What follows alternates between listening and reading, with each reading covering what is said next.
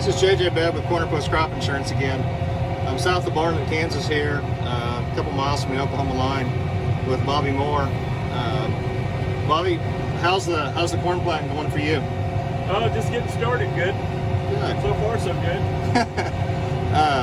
Bobby, you got a new tractor last fall, and so it's the first time it's been on the corn planter. So we're still trying to work out all the bugs and gain that confidence on the first day of planting as well. Bobby, give us a brief history of your farm, or how long you've been farming. I've been farming about since 1981. Okay. We lived here. I grew up in Oklahoma. We moved up here about 32 years ago, and across the Kansas side. What'd you do before you start farming? Worked in a coal mine. Okay. You ran a dozer, heavy equipment, right? Yeah, that's right. You ever miss those days? Yes, I do.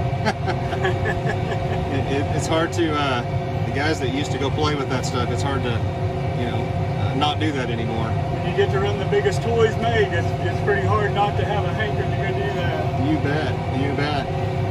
A lot of you probably know in this area, know Bobby's wife Brenda. She recently retired from FSA down there. Which county? Ottawa County. Ottawa County. So she's got quite a following. She helps out a lot on the farm. She does a lot of most of the bookkeeping and All of it. all of it. Yeah. You also have a son farming with you? Yes. Yes, he works for us. Yeah. Brad's part of their operation as well. What kind of maturity are you planting for corn right now? It's a 97 day. Okay. Is that how many years you been planting the 97 day?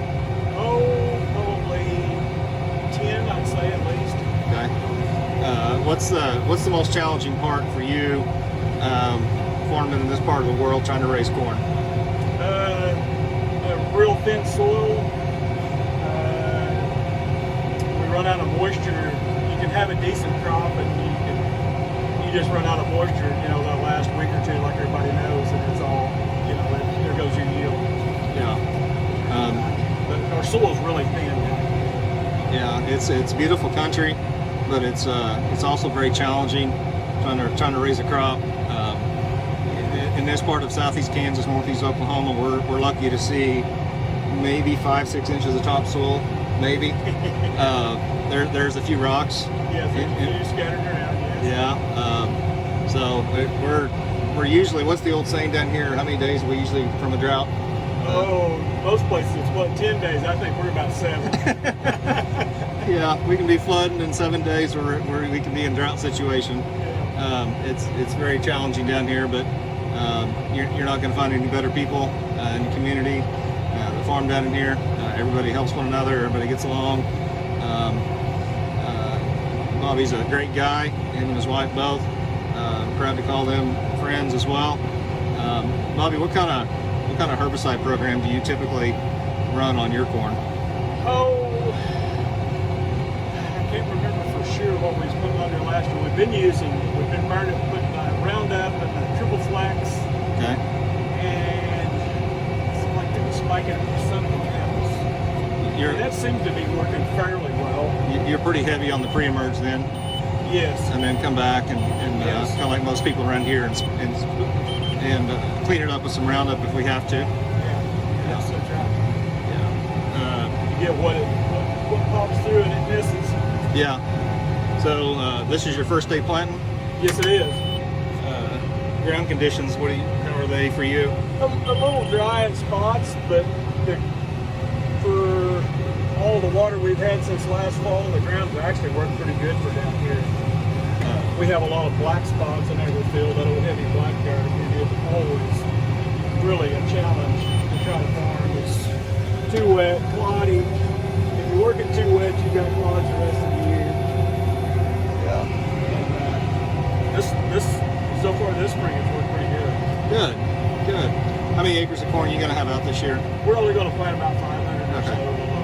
Yeah. Is that a normal rotation for you, or?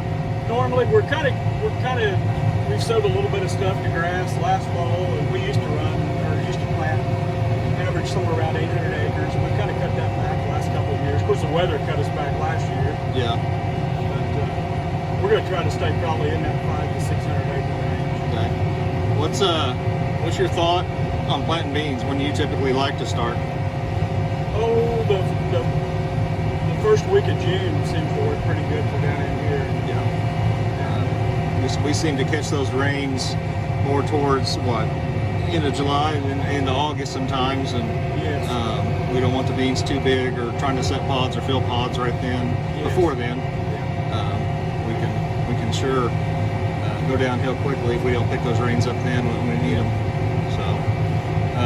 So, what's something that you guys really strive to accomplish, or what's a goal on your farm? What do you guys really take pride in on your farm? Well, we just like to try to take care of our land.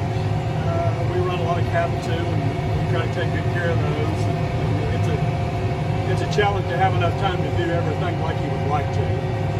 Yeah. And the weather is a big challenge in that as well. Yeah. As everybody knows. If you're farming, it seems like you're dealing with Mother Nature. Yes. Yes. The last few years have been really hard on everybody around here to try to get stuff done.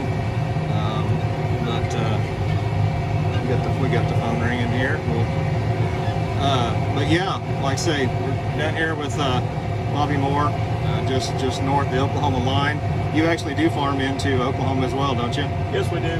We go a couple miles south of the state line. The farming pretty well dies if you go 3 miles south of the state line and the farming's pretty well over with. If you go a little bit southwest and there is no farming, it's all grass. Yeah, there's some beautiful grass country down in there. Oh yeah. Rolling hills and blue stem, and I think the Indians are going to come riding over the hill at any time. It looks just like it has for the last several hundred years. Yeah, it's nice to see. You get down to this area, it changes pretty quick going south. It's kind of nice to see a different change in that kind of every once in a while for sure. What's been the marketing outlook for you going forward for this next year? Are you got some stuff sold ahead, or are you looking more towards, hey, let's get stuff planted first, see how it comes up? Or yeah, that's kind of what we always want to make sure we get it in the ground and get it up, and then we never know for sure. Our ground is so thin, we can have a total wipeout if it gets dry enough. We've had some of that 15, 20 bushel corn in those really bad years like everybody else does, if it gets bad enough. So we always kind of wait to see, get a little closer to harvest time. We usually don't sell a whole lot of stuff. right? Now wheat we will a little bit, squeeze a little more reliable crop than the corn, especially for the stuff like that. You mentioned wheat. What's your wheat look like right now? So far it looks pretty good. And, we got a good stand. We got it all planted about the 15th. We're there in about 3 days or so, the 15th of October. And it looks pretty good. Have you? I'm assuming you got it all top dressed, and Yes. it's really responded to that. Probably could use a little shower to get it really activated and really going. Yeah, we got it top dressed right before that last big rain. It's really growing. It's probably a good 12 plus inches tall. Well, we haven't had a decent wheat year in 4 years probably. It's probably been that long. Yeah, we're due. It'd sure be nice to have a good wheat crop yield wise with the prices that we do have. Yeah. It'd sure be nice to get ahead on some of that for a change. Yes, it would. Bobby, you run, we kind of touched on it earlier, but you kind of run a fleet of really nice red equipment. Is there any reason that you run red, or is it just dealer support, or what is it? I've been a red guy since I was a kid. It's in my blood. You cut me, I bleed red. But we have a really good dealer in Alabama as well. That's close and handy. But yes, if I had to drive several hundred miles, I would still drive red. It's I'm not a green guy. No, for those of you that know Bobby, you know this. If you don't know Bobby, he's got He's got quite an arsenal of red equipment in the barn, new and old. He really likes to work on the older stuff. He'll drive quite a distance to find a tractor that he can make a project out of and turn it into something nice. He's just that kind of guy. So I like being around all these different types. I'm a green gun myself, but I sure appreciate, you know, all different colors, and I respect everybody for having their preference and taking pride in it. You're not ever going to see much of Bobby's stuff dirty. Everything's usually pretty clean in the shed and ready to go to the field when he is. So, like I say, if you ever want to talk machinery or red stuff in particular, feel free to stop in there. Kind of invite him to your place. So, but it's nice to see a nice fleet, I guess, for sure in this area. They got a lot of cattle, but they do manage to get it all done. Long hours and don't sleep much, do you? Not a whole lot. You can tell all of our vehicles because they all have an IH license plate on the front bumper. And that is how die-hard he is. If they made international clothing, Bobby would wear it, I promise you. Yes, Top to bottom.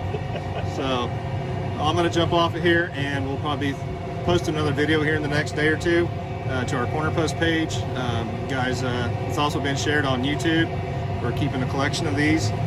We're going to try to showcase these farmers and the events going through the growing season. We're going to have scouting, we're going to have spraying, some wheat harvest, and then we'll jump into fall crops. So we're looking for these multiple times a week now from different agents in different areas. We have agents in Texas, Oklahoma, central Kansas, north central Kansas, southeast Kansas, southwest Missouri, north central Missouri, central Missouri. That covers Iowa as well. So if you guys are ever want to meet us or reach out to us, just feel free to shoot us a message on Facebook there, and we'd be glad to come see you and talk to you about your operation. Talk to you later.